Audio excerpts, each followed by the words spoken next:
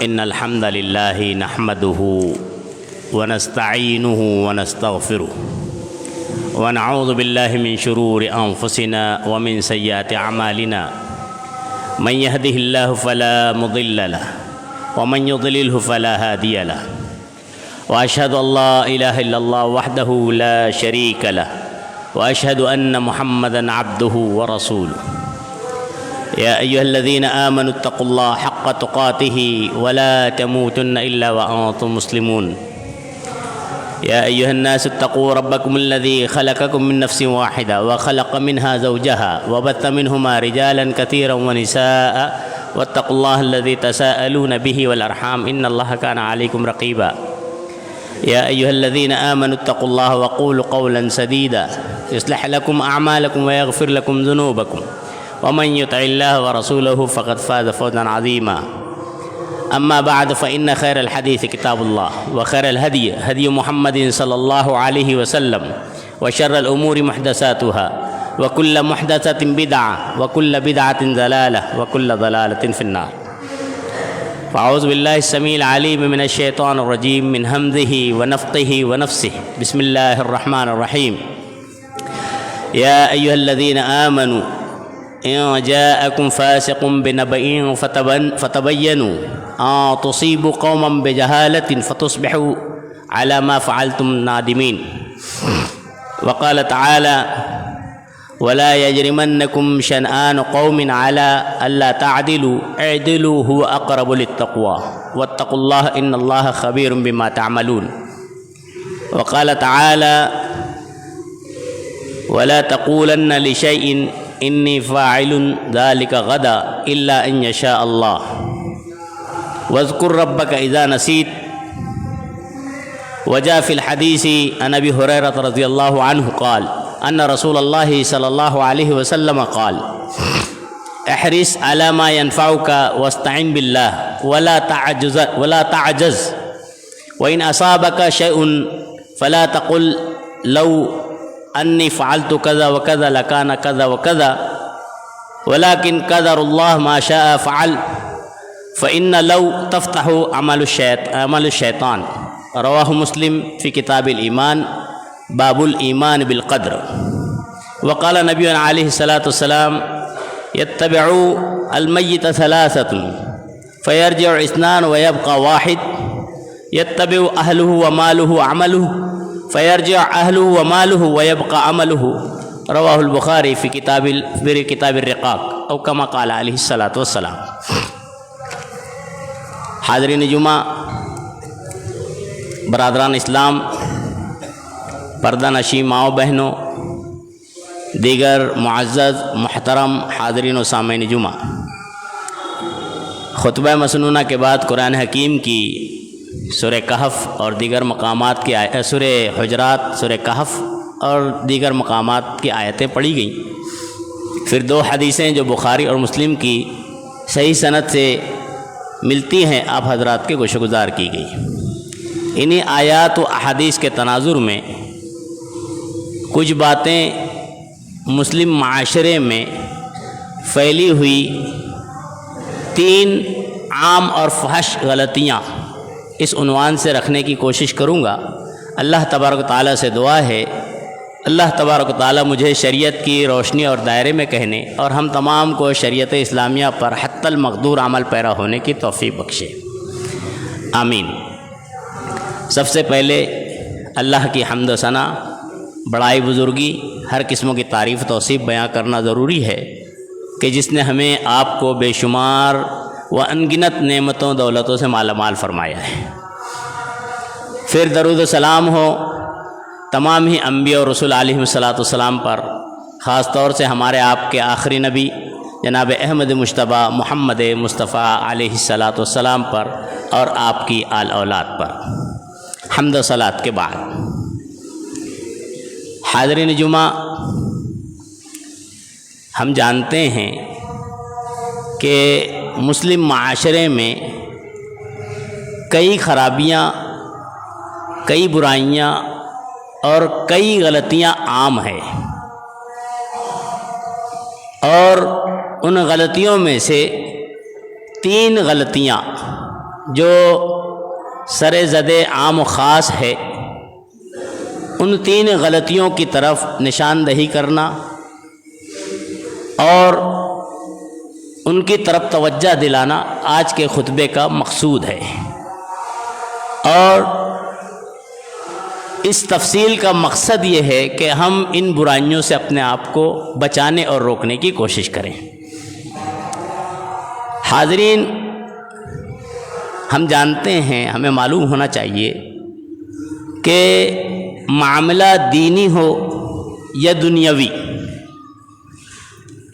اسی طرح نبی اور صحابہ کرام کو چھوڑ کر کسی بھی شخصیت ادنا ہو یا اعلیٰ،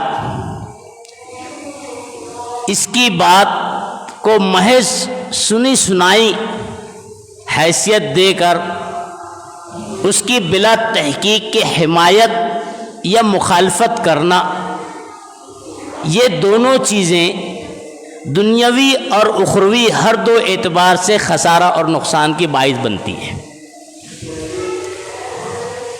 کسی معاملے کو بلا تحقیق کے، بغیر غور فکر کیے ہوئے، بغیر حقائق تک پہنچے ہوئے بس اس کی مخالفت کرنا یا اس کی حمایت کر دینا، شریعت میں اس کی ممانعت ہے۔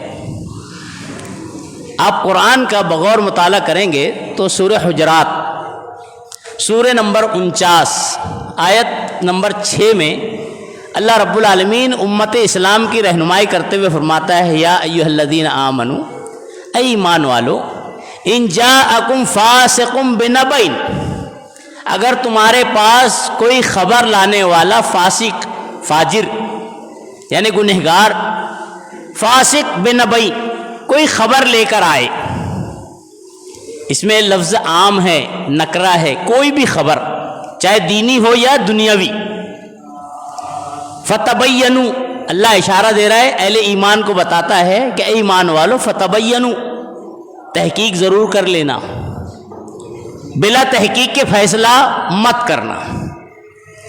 اس کا نقصان کیا ہوتا ہے جانتے ہیں؟ اگر آدمی بلا تحقیق کے فیصلہ کرتے ہوئے کسی کی حمایت یا کسی کی مخالفت کرتے ہوئے تو بعد میں شرمندگی دنیاوی ہوتی ہے اور آخرت میں اس کی بھرپائی تو ضروری ہے۔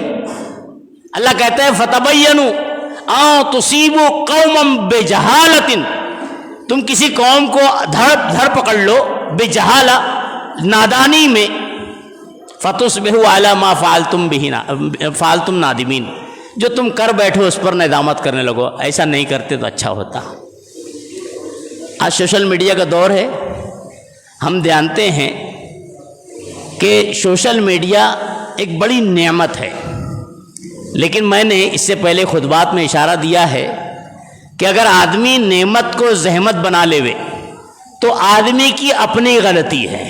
مثال کے طور پہ ایک بندے کو بھوک لگی ہے، اس کی عام خوراک 3 سے 5 روٹی ہے، اب فری فنڈ کا کھانا ملا ہوا ہے تو 10 سے 15 20 کھا لے ہوئے، بدہضمی کا شکار ہو جائے، پیٹ خراب ہو جائے، الٹی ہونے لگے، چکر آنے لگے۔ اس میں کھانے کی غلطی نہیں، آدمی کی غلطی ہے۔ بائک ہے، اللہ کی بڑی نعمت ہے، اگر اس کو بہت اسپیڈ آؤٹ آف کنٹرول چلاتا ہے، ایکسیڈنٹ ہو جانے کی صورت میں غلطی بائک کی، گاڑی کی نہیں ہے، بلکہ اس کی اپنی ذات کی ہے کہ اس نے نعمت کا غلط استعمال کیا۔ ایسے ہی سوشل میڈیا یہ اللہ کی بڑی نعمت ہے، لیکن اگر جیسے کہ دیکھنے میں آتا ہے کہ بے تحقیق، بغیر تحقیق کے افواہیں، خبریں اس پر نشر کی جاتی ہیں، کچھ آمدن کچھ لا علمی میں، نقصان کیا ہوتا ہے؟ دلوں میں نفرت پیدا ہوتی ہے، دماغ میں زہر گھول دیا جاتا ہے، معاشرے میں بدامنی پھیلتے جا رہی ہے۔ اس کا نتیجہ یہ ہے کہ ایک چھوٹی سی غلطی معاشرے کو فتنہ و فساد سے دوچار کر دیتی ہے۔ اور وہ غلطی کیا ہے؟ آدمی تحقیق نہیں کرتا، بس جذبات میں آ کر اس کو نشر کر دیتا ہے، نقصان بڑا سا ہو جاتا ہے، فتنہ و فساد ہونے لگتا ہے۔ تو بہرحال شریعت اسلامیہ ہمیں یہ محدود کرتی ہے، تعلیم دیتی ہے کہ کوئی بھی خبر اگر آئے تو اس کی تحقیق کرنا ضروری ہے، خبر دینی ہو یا دنیاوی، ہر دو کی۔ اسی طرح خبر کسی شخصیت کے تعلق سے ہو، چاہے وہ شخصیت ادنا ہو یا اعلیٰ ہو، اگر اس کی باتیں شریعت کے معیار پر اترتی ہے تو قبول کی جائے۔ اور جذبات میں آ کر کسی بھی خبر کو بلا وجہ پھیلا دینا، یہ ایمان والوں کی پہچان نہیں ہے۔ علم، عقل، ایمان، ان تمام کو دیکھتے ہوئے کسی چیز کا فیصلہ کرنا اور آگے پھیلانا۔ جذبات میں آ کر، اکسانے والوں کے اکسائی میں آ کر اپنے آپ کو یا معاشرے کو اکسا دینا، نفرت پھیلانے والوں کی جو ہے کوششوں کا حصہ بن کے نفرت کا شکار ہو جانا یا لوگوں کو شکار کر دینا، یہ اہل ایمان کی پہچان نہیں، بلکہ نفرت کو محبت سے بدلنا یہ ایمان اور اہل ایمان کی پہچان ہے۔ جب ایسا کوئی معاملہ ہے نا تو امت اسلام کو صلح حدیبیہ کو ذہن نشین رکھنا چاہیے۔ جانتے ہیں، پڑھنا چاہیے، بہت بڑا سبق آموز پہلو ہے صلح حدیبیہ۔ نبی کریم صلی اللہ علیہ وسلم سن 6 ہجری میں صحابہ کرام سے مدینہ میں کہتے ہیں کہ ان سال ہم حج کرنے جائیں گے۔ ظاہر بات ہے، حج بڑا اہم رکن تھا، صحابہ کرام خوش ہو جاتے ہیں، کئی سال سے جانا نہیں ہوا تھا، جنگیں چل رہی تھی، انشاءاللہ اس سال پہنچیں گے۔ بہرحال اس سال ہی حج کریں گے، یہ نبی صلی اللہ علیہ وسلم نے کرنے کہا تھا، اس سال حج پہ جائیں گے۔ حدیبیہ کے مقام پر آپ کو روک دیا گیا۔ آپ جانتے ہیں، بڑی معروف یعنی یہ سیرت نبی کریم صلی اللہ علیہ وسلم ہے اور بڑا سبق آموز پہلو۔ روکا گیا، شرائط رکھی گئیں، ایسی شرطیں ہیں کہ صحابہ کرام ان کو قبول نہیں کر رہے تھے۔ حضرت عمر تو بڑے جلال میں آ گئے تھے، الفاظ ملتے اللہ کے نبی صلی اللہ علیہ وسلم سے، صحابہ حضرت ابوبکر سے جا کر کہہ رہے تھے، اے ابوبکر بتاؤ، ہم حق پر نہیں ہے، اسلام حق نہیں ہے، اگر ہم حق ہے، اسلام حق ہے، تو پھر اتنے حق کے بعد ذلت کیوں؟ حضرت عمر سے ملتا ہے کہ اس کے بعد بہت افسوس کیا کرتے تھے، میں نے یہ سوال اللہ کے نبی سے کیوں کہا، میں نے صحابی رسول حضرت ابوبکر سے کیوں کہا؟ کیوں کہہ رہے تھے معلوم ہے؟ نبی کریم صلی اللہ علیہ وسلم سے شرائط لکھائی جا رہی تھی۔ نبی صلی اللہ علیہ وسلم حضرت علی سے کہتے ہیں، علی لکھو، من محمد الرسول اللہ الی اہل مکہ۔ اہل مکہ نے، مشرکین نے روک دیا، یہی تو جھگڑا ہے، ہم آپ کو محمد الرسول اللہ ہی تو نہیں مانتے ہیں، یہ نہیں لکھا جائے گا من محمد الرسول اللہ، نہیں، من محمد ابن عبداللہ لکھو۔ اللہ کے نبی جناب محمد رسول اللہ نے کہا، علی اس کو مٹا دو رضی اللہ عنہ۔ قربان جائے ہمارے اسلاف پر، کہتے ہیں اللہ کے نبی، میں محمد الرسول اللہ نہیں مٹا سکتا ہوں، مجھ سے نہیں مٹ سکتا ہے، آپ اللہ کے رسول ہیں، میں نے کچھ غلط تھوڑی لکھا ہے۔ جناب محمد رسول اللہ کہتے ہیں، بتاؤ علی کہاں لکھا ہوا ہے؟ آپ اپنے ہاتھ سے رسول اللہ مٹاتے ہیں، اور اس کے بعد محمد ابن عبداللہ کی طرف سے پیغام ہے اہل مکہ کے لیے، یہ صلح نامہ لکھا جاتا ہے۔ ایک ورڈ آتا ہے بسم اللہ الرحمن الرحیم پہ بھی اختلاف ہوا، اللہ کو ہم جانتے ہیں، رحمان رحیم کو نہیں جانتے۔ بہرحال صلح نامہ لکھا جانے لگا۔ ایک صلح بہت عجیب و غریب تھی۔ اہل مکہ نے کہا کہ مکہ سے کوئی بندہ مدینہ جائے تو اسے واپس کیا جائے گا، لیکن اگر مدینہ سے کوئی بندہ مکہ آ جائے تو اسے ہم واپس کرنے والے نہیں ہیں۔ اللہ کے نبی جناب محمد رسول اللہ مسکرا رہے تھے، صحابہ کرام غصے میں آ رہے تھے، یہ کون سی شرط ہے کہ اگر کوئی مکہ کا آدمی مدینہ جائے تو اسے مجبور کیا جائے، واپس بھیجا جائے، اور اگر کوئی مدینہ سے آ جائے مکہ تو اسے واپس نہ کیے جائے؟ نبی کریم صلی اللہ علیہ وسلم کیوں مسکرا رہے تھے معلوم ہے؟ آج ہم بھی تھوڑا مسکراتے ہیں، جو توحید کی طرف آ جاتا ہے نا سمجھ بوجھ کر، پھر کتنے ہی زور لگا دیے جائے، پھر اللہ رب العالمین اگر اسے گمراہ کرنا چاہے تو ہی ہو سکتا ہے، ورنہ ہر طرح سے کوشش کر لی جاتی ہے، پلٹتا نہیں ہے۔ اسی لیے تو لوگوں کی کوشش رہتی ہے، بھائی یہ جو ہے یہودیوں کی سازش ہے، یہ انگریزوں کی دین ہے، یہ 1945 میں پیدا ہوئے ہیں وغیرہ وغیرہ، کیونکہ ایک بار بندہ جب آ جاتا ہے، توحید کو سمجھ لیتا ہے، رسالت کی اہمیت کو جان لیتا ہے، تو ساری دنیا کا چوٹ لگا لیا جائے، زور لگا دیا جائے، اسے ٹس مس نہیں کیا جائے۔ یہی صحابہ کرام کا معاملہ تھا۔ نبی صلی اللہ علیہ وسلم مسکرا رہے تھے، کوئی ایمان والا تھوڑی پلٹے گا۔ ایک واقعہ بھی ہوتا ہے بڑا، عبداللہ بن بشر کا، یا صحابی کا نام اگر میں بھول رہا ہوں تو ان کو جو ہے مدینہ سے جب جاتے ہیں تو نبی صلی اللہ علیہ وسلم کے پاس مکہ کے لوگ پہنچ جاتے ہیں. صلح نامہ میں لکھا تھا، عہد تھا، واپس کیا جائے گا. واپس ہو جاتے ہیں. راستے میں جو 2 لوگ واپس ہوتے ہیں، راستے میں پوچھتے ہیں کہ جناب جو لے کر جا رہے ہیں تمہاری تلوار بڑی شاندار ہے، دکھا سکتے ہو؟ اب سامنے والا پھول گیا. جس میں ایمان نہیں ہوتا بہت جلدی پھول جاتا ہے. جیسے ہی پھولا، صحابی رسول نے تلوار لی، سونتا اور اسی کو قتل کر دیا. دوسرے کو جو ہے وہ دوسرا فرار، اور دوسرے صحابی جو تھے ان کو جو ہے قید کر لیا گیا، اور یہ جو ہے ان کو قتل کر کے دوسرا بھاگ جاتا ہے.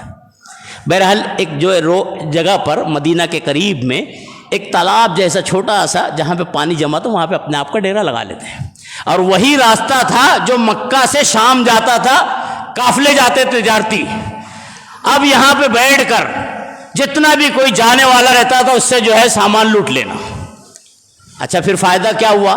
مکہ میں جو مسلمان ہوتے تھے ان کو تو معلوم تھا یا تو جو ہے قید و بند کی سہولت جو ہے صحبتیں جھیلیں، یا تو پھر مدینہ جائیں تو پھر واپس کر دیے جائیں. ایسا کیوں نہیں کہ بیچ میں جو بندہ بیٹھا ہم بھی پہنچ جاتے ہیں. 1 سے 2 بھلے، میں اکیلا ہی چلا تھا جانب منزل، مگر لوگ آتے چلے گئے اور کارواں بنتا گیا. 1 2 3 4 کئی لوگ جمع ہو گئے. جناب محمد رسول اللہ صلی اللہ علیہ وسلم کو خبر دی جاتی ہے کہ اللہ کے نبی صلی اللہ علیہ وسلم ایسا کریں، مکہ سے جو لوگ ایمان لا کر مدینہ میں جاتے ہیں ہم یہ عہد واپس لیتے ہیں، انہیں واپس نہ کیا جائے. جناب محمد رسول اللہ مسکرا رہے تھے نا. اللہ رب العالمین اشارہ دے رہا ہے. میں پوری تفصیل کا مقصد کیا ہے جانتے ہیں؟ بتا رہا ہوں. اللہ کہتا ہے وَلَا يَجْرِمَنَّكُمْ شَنَآنُ قَوْمٍ أَن صَدُّوكُمْ عَنِ الْمَسْجِدِ الْحَرَامِ أَن تَعْتَدُوا. اے لوگو، مومنوں سے اللہ کہہ رہے ہیں وَلَا يَجْرِمَنَّكُمْ، یاد رکھنا تمہیں کسی کی دشمنی اس بات پر نہ ابھارے، خاص طور سے ان کی دشمنی جنہوں نے تمہیں مسجد حرام سے روکا تھا، بیت اللہ سے روکا تھا. ان کی دشمنی تمہیں اس بات پر نہ ابھارے ان تعتدوا، کہ تم حد سے تجاوز اختیار کرو. سورہ مائدہ میں اللہ کہتا ہے وَلَا يَجْرِمَنَّكُمْ شَنَآنُ قَوْمٍ عَلَىٰ أَلَّا تَعْدِلُوا. کسی قوم کی برائی، کسی قوم کی دشمنی تمہیں بے اعتدالی پر نہ ابھارے. یعنی کس سے دشمنی؟ بے اعتدالی پہ نہ ابھارے. آج ہم دیکھتے ہیں نا، بندہ فیصلہ کرتا ہے غلط فیصلہ، کسی کی حمایت کرتا ہے غلط حمایت، کسی کا دفاع کرتا ہے غلط دفاع. مقصد کیا ہوتا ہے؟ دنیا داری. میرا بھائی قرابت دار ہے، میرا رشتہ دار ہے، میرا دوست ہے. قرآن سے جائزہ لیتے ہیں. اللہ رب العالمین قرآن میں اشارہ فرماتا ہے یوم یفر المرء من اخیہ. قیامت کے دن معاملہ کیا ہوگا؟ بھائی بھائی سے، باپ بیٹے سے، بیٹا باپ سے. اللہ نے اشارہ دیا ہے. شوہر بیوی سے بھاگے گا. کس کے واسطے فیصلے بدل رہے تھے؟ بیوی کے واسطے. کس کے واسطے فیصلے کا تبدیل ہو رہے تھے؟ بھائی کے لیے. کس کے واسطے فیصلے تبدیل ہو رہے تھے؟ دوست کے لیے. قرآن کا مطالعہ کرے. سورہ زخرف میں اللہ رب العالمین اشارہ دیتا ہے آیت نمبر 43 میں. سورہ زخرف 43 آیت نمبر 65 میں اللہ اشارہ دیتا ہے الاخلاء یومئذ لبعض عدو. جو دوست ہوتے ہیں نا جگری، قیامت کے دن آپس میں سخت دشمن بن جائیں گے. فیصلہ کرنے سے پہلے بندے کو غور کرنا چاہیے کہ ہم فیصلہ دنیاوی سطح سے کر دے رہے ہیں، لیکن اگر غلط ہے یا کسی کے بارے میں کوئی حمایت کر رہے ہیں اور غلط ہے، یا کوئی خبر پر جو ہے یقین کر لے رہے ہیں، اس کو پھیلا رہے ہیں اور وہ خبر بے معنی ہے، غلط ہے، تو آدمی کو غور کرنا چاہیے کہ موت کے بعد اسے قبر میں جانا ہے. اور قبر میں جانے کے بعد جناب محمد رسول اللہ صلی اللہ علیہ وسلم کے فرمان کے مطابق پورے اہل و عیال، خاندان، مال سب چھوڑ دیتے ہیں.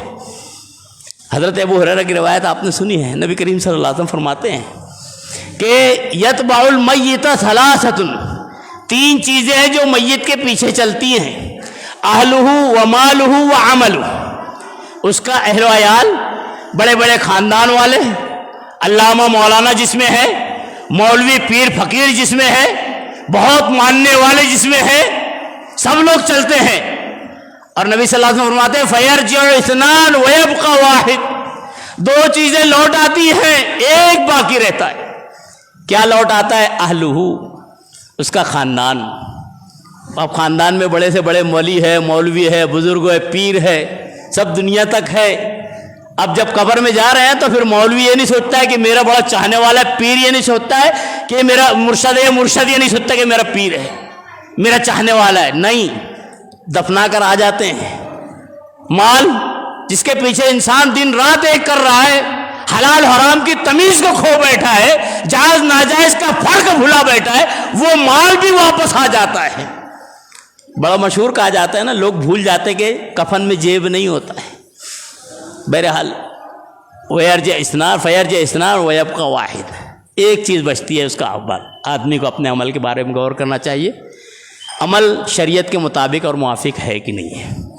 اگر نہیں ہے تو کوئی کسی کا ساتھ دینے والا نہیں ہے، ہمارے اعمال ہی انشاءاللہ اللہ کی رحمت کے بعد ہمارے لیے نجات کا ذریعہ آخرت میں بھی بنے گی، آخرت کی پہلی منزل قبر میں بھی بنے گی اور انشاءاللہ حشر میں بنے گی۔ بندے مومن کو غور کرنا چاہیے۔ معاشرے میں پھیلی دوسری بیماری جو فاحش غلطی ہے وہ ہے اگر مگر۔ یہ اگر مگر جو ہے نا بڑا خطرناک ہے۔ کہتے ہیں اگر مگر شیطانی ڈگر، اگر مگر میں انسان پڑ جاتا ہے نا تو شیطانی ڈگر میں پڑ جاتا ہے۔ اس کو لوگوں نے نہیں کہا ہے، جناب محمد رسول اللہ نے اشارہ دیا ہے۔ آپ قرآن کا مطالعہ کریں گے، سورہ آل عمران آیت نمبر 153 میں اور 165 میں اللہ رب العالمین نے اس کی طرف اشارہ دیا ہے۔ الذین کفروا وقعدوا، جنہوں نے کفر کیا تھا اور بیٹھے تھے، یعنی جنگوں میں حاضر نہیں ہوئے تھے، کہتے تھے لو اطاعونا ما قتلوا، اگر ہمارے ساتھی جو جنگ احد میں مشرکین مر گئے تھے، جنگ بدر میں ختم ہو گئے تھے، ان کے بارے میں کہہ رہے تھے اگر ہمارے ساتھی ہماری بات مانتے تھے، نہیں جاتے تھے، ما قتلوا، قتل نہیں ہوتے تھے۔ اللہ نے دوسری جگہ سورہ آل عمران میں اشارہ دیا ہے اگر ہمارے پاس تھوڑا اختیار ہوتا تو ہم قتل نہیں کیے جاتے، یعنی ہم گھروں میں بیٹھتے تھے۔ اللہ نے دونوں باتوں کی نفی کی ہے۔ اس میں اشارہ ملتا ہے کہ مشرکین مکہ اگر لاتے تھے، اگر ایسا ہوا، اگر ایسا ہوتا۔ آج ہم بھی دیکھنے میں آتے ہیں ہمارے معاشرے میں کوئی حادثہ وغیرہ ہو جائے یا کسی پر کوئی مصیبت اچانک آن پڑے تو کیا سہارائیاں بڑی ہوتی ہے مسلم معاشرے میں، دیگر کو تو چھوڑیے، مسلم معاشرے میں ہم بیٹھ کر فیصلے دیتے رہتے ہیں، کیا سائر کا یہ کرتے رہتے، اگر وہاں نہیں جاتا تھا تو ایسا ہوتا تھا، اگر وہ آج ہائی وے پہ نہیں پہنچتا تھا تو حادثہ نہیں ہوتا تھا۔ اللہ کے نبی صلی اللہ علیہ وسلم نے شریعت میں کیا بتایا ہے، شریعت کے دائرے میں سنتے ہیں۔ حضرت ابو ہریرہ رضی اللہ عنہ راوی حدیث ہے، بیان کرتے ہیں، مسلم شریف کے الفاظ ہیں، نبی صلی اللہ علیہ وسلم فرما رہے ہیں کہ احرص علی ما ینفعک، نبی صلی اللہ علیہ وسلم کہتے ہیں احرص علی ما ینفعک، جو تجھے فائدے دے رہا ہے دنیا اور آخرت کے اعتبار سے اس کے بارے میں حرص کر، یعنی اس کے بارے میں توجہ رکھ، وہ پانے کی کوشش کر۔ واستعن باللہ، اللہ سے مدد طلب کر، ولا تعجز، اور تیسری بات آپ نے کہی کہ عجز اختیار نہیں، ہمت مت ہار۔ تین چیزیں جو فائدے مند ہے دنیاوی اور اخروی اعتبار سے اس پر غور کر، اس کے بارے میں کوشش کر، اللہ سے مدد طلب کر، ولا تعجز، ہمت مت ہار۔ وَإِنْ أَصَابَكَ شَيْءٌ، اور اگر تجھے کوئی چیز پا جائے، کوئی مصیبت آن پہنچے، فَلَا تَقُلْ فَلَوْ فَعَلْتُ كَذَا وَكَذَا أَوْ كَذَا وَكَذَا، تو ایسا نہ کہے کہ اگر میں نے ایسا اور ایسا اور ایسا ایسا کیا ہوتا تو یہ مصیبت نہیں آ پاتی۔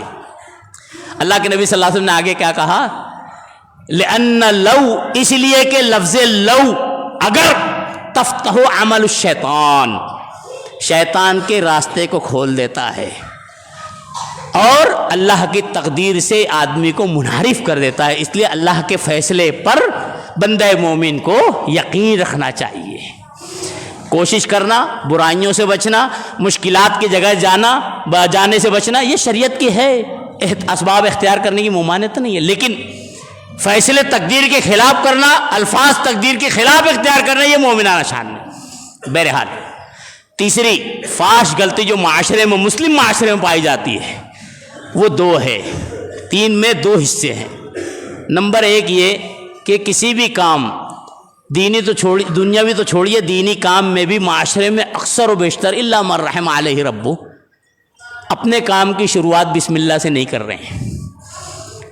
دنیاوی چھوڑیے دینی کام بھی بسم اللہ سے نہیں کر رہے ہیں، پہلی غلطی ہے۔ اللہ کے نبی صلی اللہ علیہ وسلم کی سنت کیا تھی؟ آپ اپنا ہر کام بسم اللہ سے کرتے تھے، آپ داہنی طرف سے شروع کرتے تھے، کوئی بھی کام آپ داہنی سائڈ سے، رائٹ سائڈ سے شروع پسند کرتے تھے، بسم اللہ سے کرتے تھے۔ اور بسم اللہ کا لفظ کتنا اہم ہے معلوم ہے؟ ابو داؤد کی ایک روایت ہے، وقت مختصر ہوتا ہے، ابو داؤد کی ایک روایت، اگر صبح 3 مرتبہ اور شام میں 3 مرتبہ یہ دعا کوئی پڑھے تو اللہ رب العالمین کی رحمت سے ہر آفت سے بچ جائے گا سوائے موت کے۔ میں نے اس سے پہلے یہ روایت اشارہ دی تھی، جس نے راوی جو حدیث تھے ان کو فالج لگا ہوا تھا، تو روایت کرتے ہوئے ان سے پوچھتے ہیں کہ بھائی تم روایت کر رہے ہو حدیث اور تم کو خود فالج، تم مجھے فالج سے اثر انداز ہو؟ تو وہ کہتے ہیں کہ ایک دن میں پڑھنا بھول گیا تھا، اس کے نتیجے میں اللہ نے یہ مجھ کو مشکل میں ڈالا ہوا ہے، آزمائش میں ڈالا ہوا ہے۔ بہرحال وہ دعا کیا ہے؟ اس کی شروعات بھی بسم اللہ سے ہی ہے، بسم اللہ الذی لا یضر مع اسمہ شیء فی الارض ولا فی السماء وہو السمیع العلیم۔ معنی مفہوم کو ذہن نشین رکھتے ہوئے پڑھنا ہے، صرف دوہرا لینا نہیں۔ بسم اللہ الذی، اس اللہ کے نام سے شروع کر رہا ہوں، لا یضر مع اسمہ شیء فی الارض ولا فی السماء، جس کا نام لینے کے بعد آسمان اور زمین کی کوئی چیز نقصان نہیں دے سکتی۔ وہو السمیع العلیم، وہ سننے والا، میرے دل کے حالات سے واقفیت رکھنے والا ہے۔ بہرحال بسم اللہ کی کتنی اہمیت ہے، ایک دو باتیں بتا کے اپنی بات کو سمیٹتا ہوں۔ آپ قرآن کا مطالعہ کریں گے، حضرت نوح علیہ السلام کے بارے میں اللہ رب العالمین نے اشارہ دیتا ہے، وَقَالَ ارْكَبُوا فِيهَا بِسْمِ اللَّهِ مَجْرَاهَا وَمُرْسَاهَا إِنَّ رَبِّي لَغَفُورٌ رَحِيمٌ۔ حضرت نوح علیہ السلام نے اس وقت اپنے لوگوں سے کہا تھا، مسلمانوں سے، مومنوں سے جو ان پر ایمان رکھتے تھے، اے لوگوں اللہ کا نام لیتے ہوئے اس کشتی پر سوار ہو جاؤ، جو کشتی اللہ کے نام سے چلے گی، اللہ کے نام سے رکے گی۔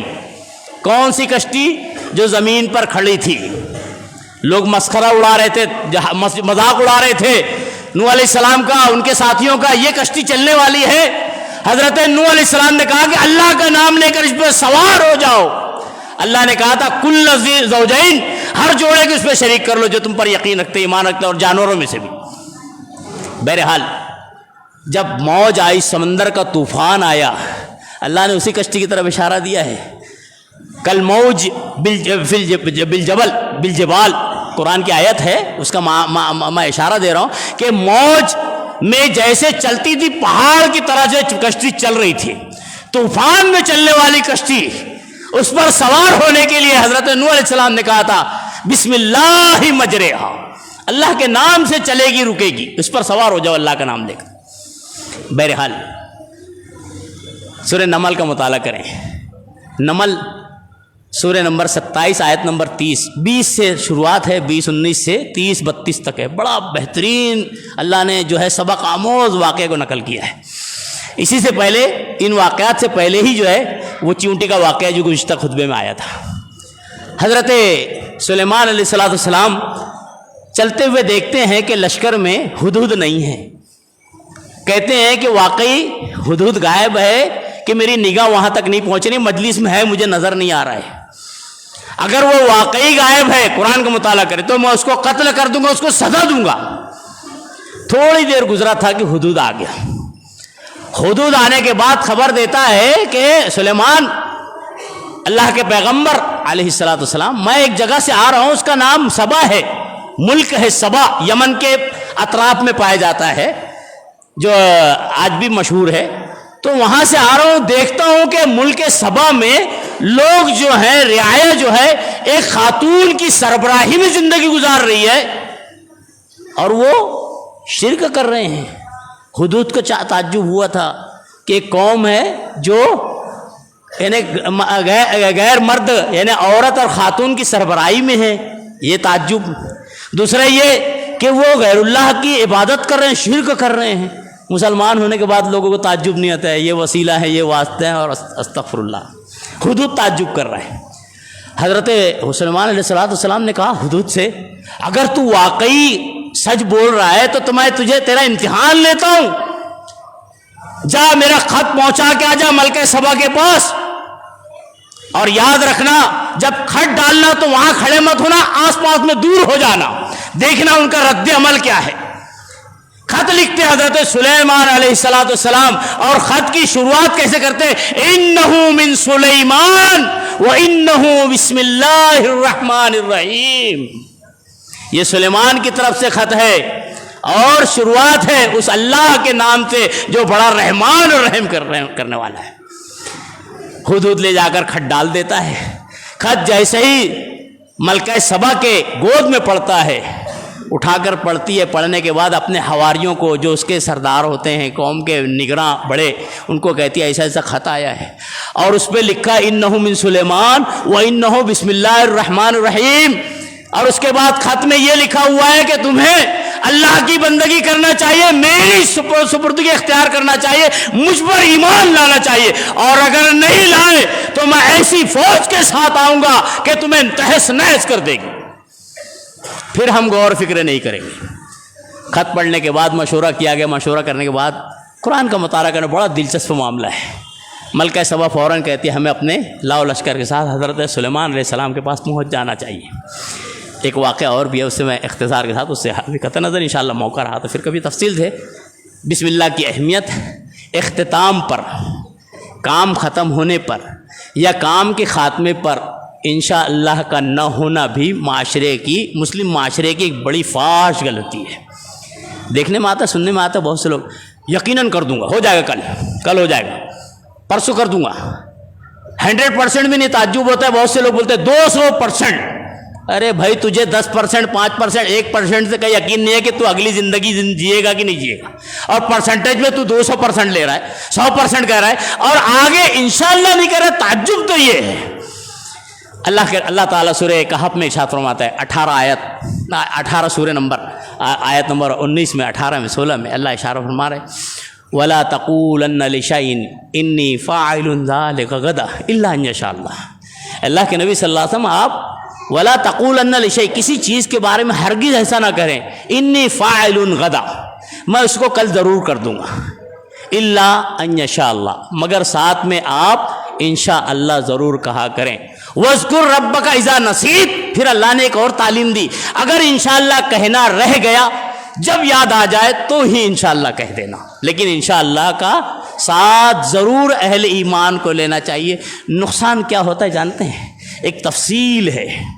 آپ جانتے ہیں اہل مکہ نے نبی صلی اللہ علیہ وسلم اور صحابہ کرام کو ابتداء اسلام میں بڑا چینہ دوبھر کیا ہوا تھا، اور دامے درمے سکھنے ہر کوشش اختیار کی تھی آپ کو روکنے اور ختم کرنے، صحابہ کرام کو مارنے کی. باقی کہتے ہیں نا جسے اللہ رکھے اسے کون چکھے. اللہ رب العالمین نے اپنی رحمت سے اس دین اور اسلام کو جو ہم تک ریڈی میڈ آیا ہے بڑے ہی نرالے انداز میں اللہ نے اوپر کیا، بلند کیا. بہرحال آپ کو معلوم ہونا چاہیے اہل مکہ جب پریشان ہو گئے تھے، کسی طرح سے روک نہیں پا رہے تھے اسلام اور مسلمانوں کو، تو شازباش کرنے کے لیے مدینہ یہودیوں کے پاس 3 سردار گئے تھے. بعض روایتوں میں 5 سردار کے ورڈ ہیں یہودیوں کے پاس. اور اسلام کے دشمن ہمیشہ یہودی رہے ہیں، در پردہ رہے ہیں، کھل کر سامنے نہیں آتے جیسے آج حالات بتا رہے ہیں. بہرحال آپ اس سے واقف ہیں میڈیا سے.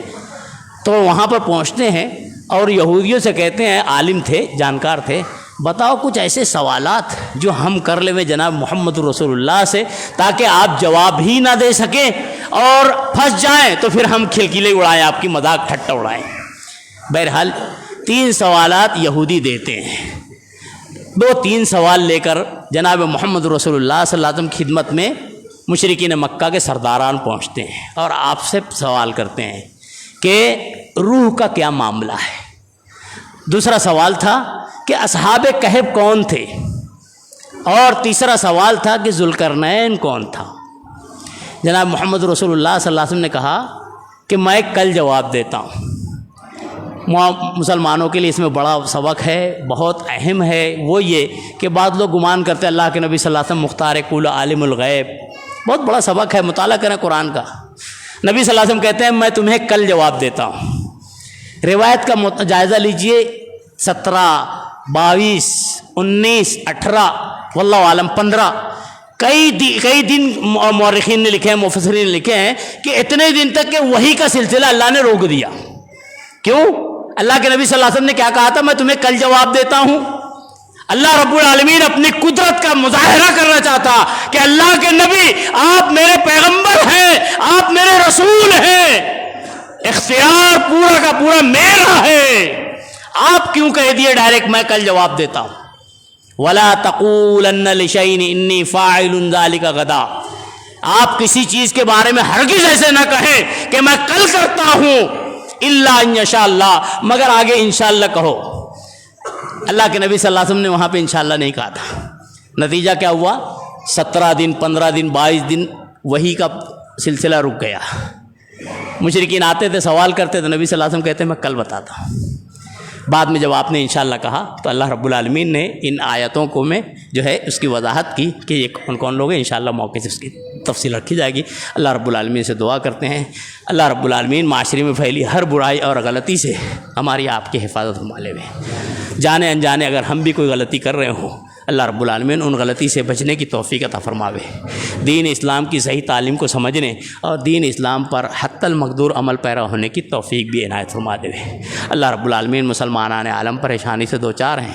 اہل فلسطین، اہل غزہ، اہل شام، اہل پنجاب یا جہاں کہیں بھی، چاہے وہ اہل ہندوستان ہی کیوں نہ ہو، اللہ رب العالمین تمام ہی اہل اسلام کی، مسلمانوں کی امداد اور نصرت عطا فرماوے. ان کے پریشانی کو نعمتوں سے تبدیل فرما دے. اللہ رب العالمین ہم میں کوئی پریشانی سے دوچار ہو، پریشانی مالی ہو، اللہ اس کے جائز رزق میں کشادگی اور برکت عطا فرما دے. اللہ رب العالمین پریشانی جسمانی ہو، اللہ ایسے تمام مریضوں کو شفاء کاملہ عاجلہ نصیب عطا فرما دے. پریشانی اولاد کے تعلق سے ہو، اللہ ایسے تمام گمراہ اولاد کو رائے ہدایت نصیب فرما دے. پریشانی کسی جوڑے کو اولاد نہ ہونے کے تعلق سے ہو، اللہ ایسے تمام جوڑوں کو اولاد نرینہ عطا فرما دے. اگر پریشانی جو ہے ہماری مالی جانی ہے جو قسموں بھی ہو، اللہ رب العالمین تمام پریشانیوں کو ہماری آپ کی حفاظت فرما لے. اللہ رب العالمین جو ہم میں گزر گئے ہوں چھوٹے بڑے، اللہ ان کی کروڑ کروڑ مغفرت عطا فرما دے. اللہ جب تک ہمیں اس دنیا میں رکھے پروردگار عالم ہمیں دین اور ایمان پر قائم اور دائم رکھے. الہ العالمین ہمارا خاتمہ بھی حقیقی ایمان اور اسلام پر ہی فرما دے. آمین. اقول قولی ھذا واستغفر اللہ لی ولکم ولسائر المسلمین انہ تعالی جواد کرم رؤوف رحیم فاستغفروہ انہ هو الغفور الرحیم.